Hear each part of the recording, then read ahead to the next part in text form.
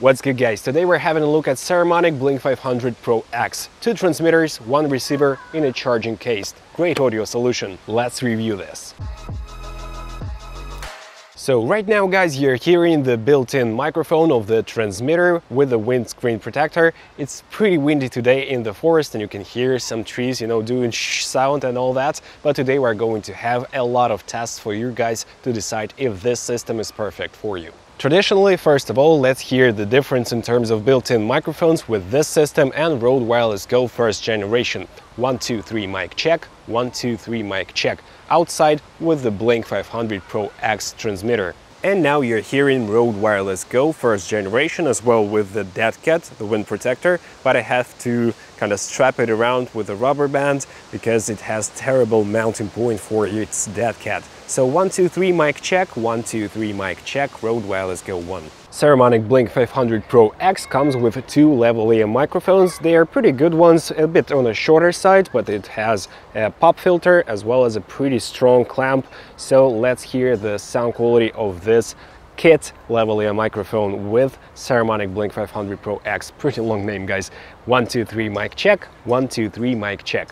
Rode Wireless Go 1 with the kit lavalier microphone of Saramonic Blink500 ProX. 1, 2, 3 mic check, 1, 2, 3 mic check. And now Rode Wireless Go first generation with very cheap but really good lavalier microphone from AriMic. I have a review of it right here. 1, 2, 3 mic check, 1, 2, 3 mic check. So right now you're hearing Saramonic Blink500 ProX with AriMic lavalier mic. 1, 2, 3 mic check, 1, 2, 3 mic check. Keep in mind that the wind is pretty strong and we're still hearing some trees doing sound. So guys, here it is with my iPhone 12 Pro Max. As you can hear, the sound is coming from this little microphone with a furry wind protection, and I can monitor the audio simultaneously because it allows me to do so.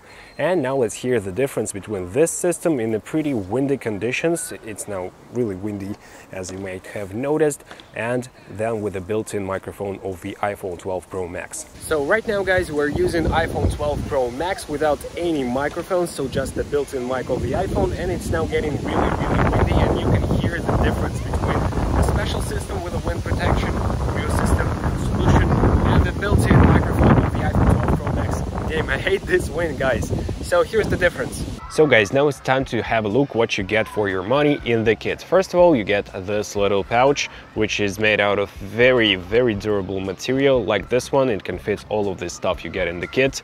So here's the main charging box. It's on a bigger side, let me say.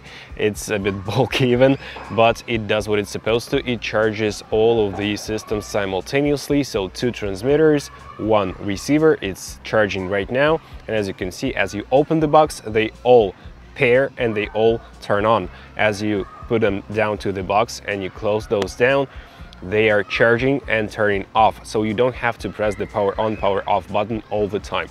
So here we have a little pouch with 2 wind protective muffs, as well as the short cable for charging, USB Type-C with golden accents, I like those, as well as 2 lavalier microphones. I'm sorry for the kids playing around, it's a kindergarten right nearby. So here are 2 lavalier microphones, and you get your TRS to TRS cable for your camera. It's a pretty long cable, no issues with this cable whatsoever, very nice quality.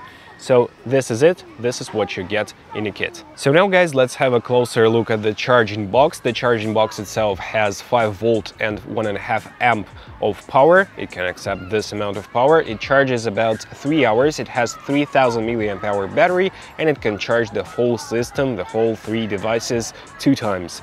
But I suggest charging it after each shoot just in case. So here we have the battery indicator status. It's pretty bright outside, you probably don't even see it. And we have an opening button. So let's have a closer look at the transmitter.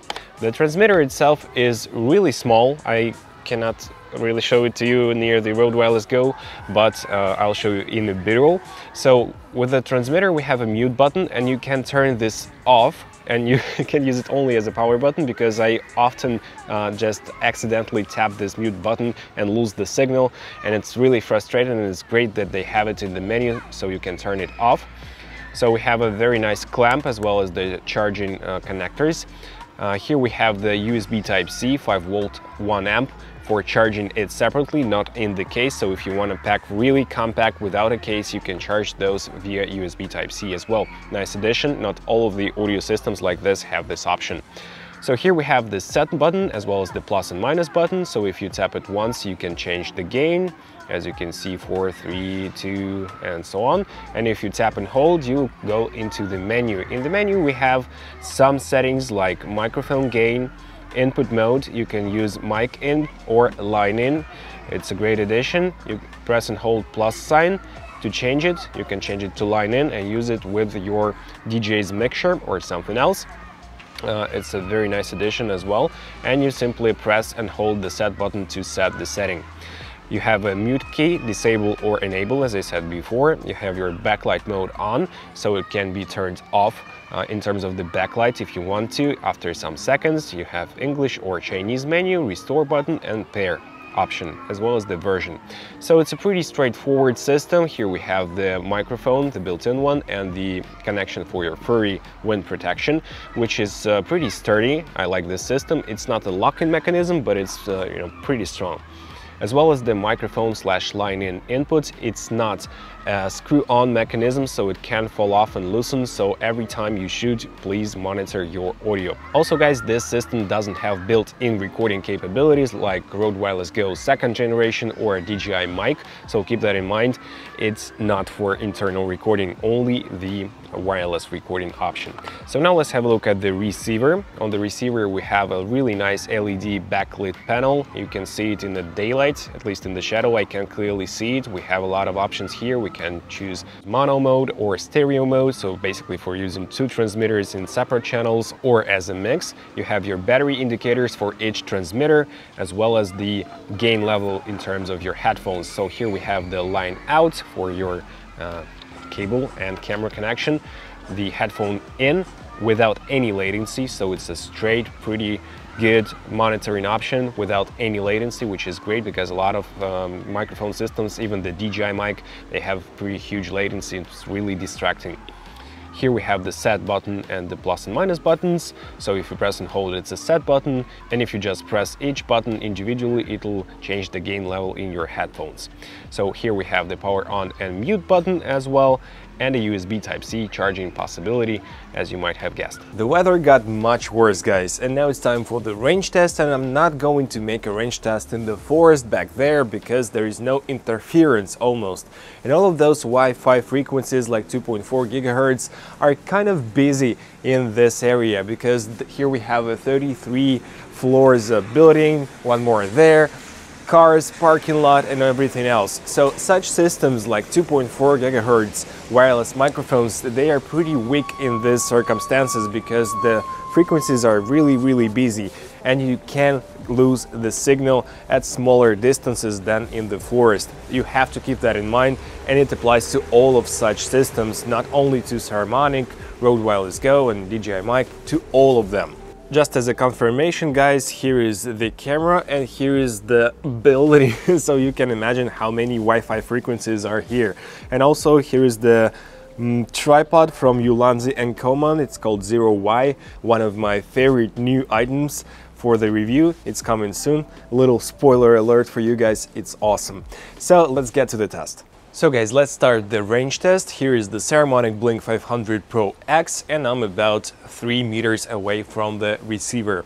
The transmitter is on my chest, so when I turn around, it might already start losing the signal. I hope it's not. And let's go a bit further, like 5 meters away, and blocking the signal with my body. So let's turn around one more time. 1, 2, 3, mic check. 1, 2, 3, mic check. So in this very busy Wi-Fi environment, if you lose the signal even like 5 or 10 meters away, it's kind of normal. It's, of course, you don't want the system to work like so, but it's how it works. It's the laws of physics, if you will. So now let's go a little bit further. I'm still walking with my back towards the camera, but now let me switch like so. I'm behind those little trees. So 1, 2, 3, mic check. It's around 15 to 20 meters with Saramonic Blink500 ProX.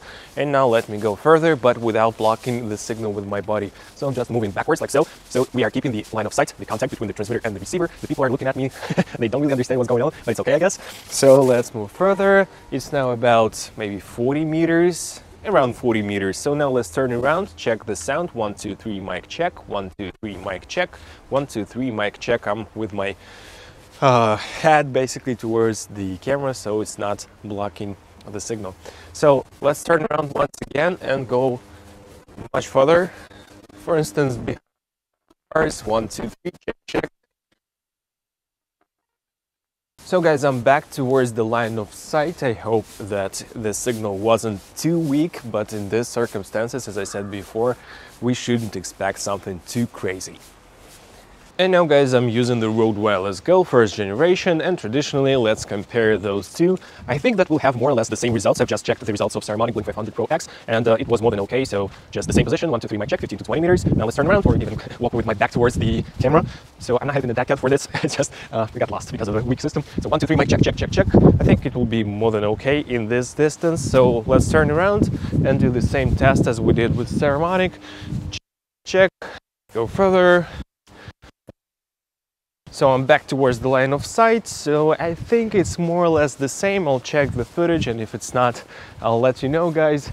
But all in all, those systems work more or less the same. So a few words about the battery life on the Saramonic Blink500 ProX, guys. So yesterday I've set up a timer on my iPhone, and also I've set up a time-lapse on my camera, but the time-lapse died after about 5.5 hours of recording. Probably it wasn't the power delivery plugged in to my camera, it was some weaker charging system, but on my phone it was showing me more than 8 hours and the system was still alive and working. So it's more than 8 hours of work, both for transmitters and the receiver, which is a great result. And charging time is around 1 hour for the transmitter and 1.5 hours for the receivers. And the charging case gets charged in about 3 hours, maybe a little more. And just a little bit of tech info. So the built-in microphone has an SPO rating of 120 dB, which is great. Also, it has an omnidirectional pattern, as always with such microphones, and a frequency response from 50 Hz to 18 kHz. So about the price, the Saramonic Blink500 ProX is $300, which is the same price as before for the Blink500 Pro, the regular version, and the DJI mic is $30 more. The Rode Wireless Go second generation is also $300, but it doesn't include the lavalier microphones and the charging case, so it's more or less less of a good kit, in my opinion. And the original Blink500 Pro is now at a discount for around $220, which is a very nice deal, but the Blink500 ProX has those minor improvements that are worth buying. So all of those systems are more or less the same. It's just up to you which you prefer the most in terms of the kit and the value for money. Damn guys, it's really windy out here. So it's up to you guys. You won't be wrong with any of those, but I do recommend the Saramonic Blink500 ProX for sure. So to conclude guys, I like this system. It's pretty easy to use, the kit is very nice, the audio quality is also good enough to me, and if you tweak it a little bit with the equalizer, you'll get very decent results. But all of those systems, including Rode Wireless Go 2 and DJI mic, are not perfect, and they are far from being perfect. And in my full reviews of those systems, I always point out those minor issues they have, and I hope that the manufacturers one day will fix all of those issues and we'll get a perfect system for reasonable price. So until I'm not freezing completely to death under this very strong wind, don't forget to smash the like and subscribe buttons. Here are a couple of videos for you to watch next, or maybe here, yeah, it's here for you to watch next, guys. I hope you did enjoy this video. I do recommend this system. You won't be wrong with this one, and I'll see you guys in the next video. Take care. Bye.